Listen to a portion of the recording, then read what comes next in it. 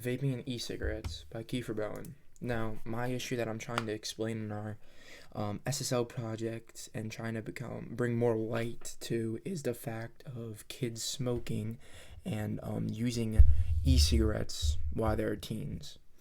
I'm aiming to help protect kids and teach them about the risks associated with vapes and e-cigarettes. So, some of you may not know that nicotine can harm the developing adolescent brain. So your brain never actually stops developing until about age 25. So if you are smoking right now, vaping, in your teen years, your brain isn't fully developed, and the smoking affects your prefrontal cortex, and that can have major implications, and it can be responsible for critical thinking, decision making, personality, monitoring social behavior. That all can be thrown out of whack if you vape as a teen. So also some of the ingredients in e-cigarette aerosol could be harmful to the lungs in the long term. So, for example, some e-cigarette flavorings may be safe to eat but not to inhale.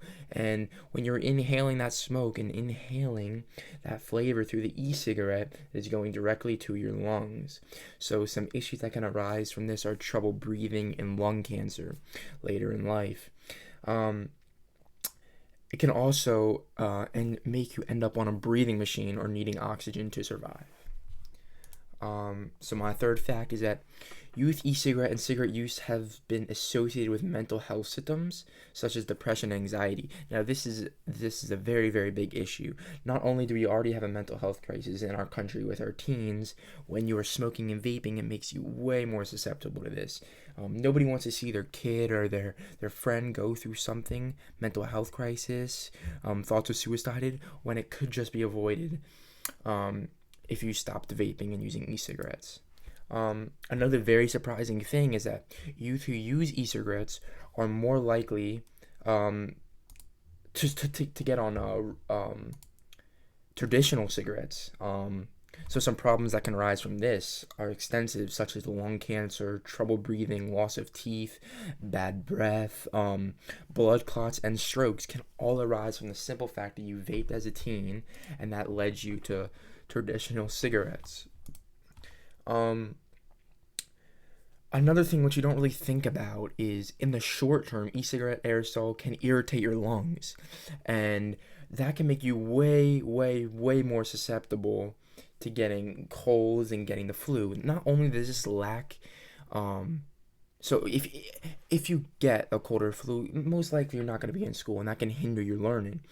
But in more severe cases of getting the flu, you can actually end up in the hospital where you're not able to fight the disease by yourself and you'll need help of medical professionals. So my whole stance on this is that families and schools should talk to their kids and educate them about vaping issues. As we clearly see here, it is a big, big problem. And if our kids stop doing this will lead to much, much better health implications for the teens. For example, in short term, e-cigarette aerosols can irritate your lungs, throat, and eyes. It can also make you more likely that you'll catch a cold or flu. In long-term circumstances, like I discussed, your brain might not function as well, and you can have hindrances in your decision-making process due to lack of development.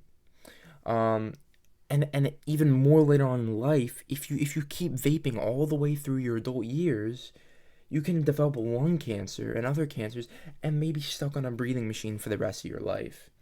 I really think that this is a big, big, big issue that we need to discuss in our schools, and that I, for one, am trying to take the opportunity to educate you guys on YouTube about this issue.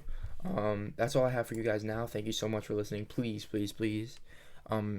Try to listen to the things I said and try to implement them in your life, and I really appreciate it, guys. Thank you.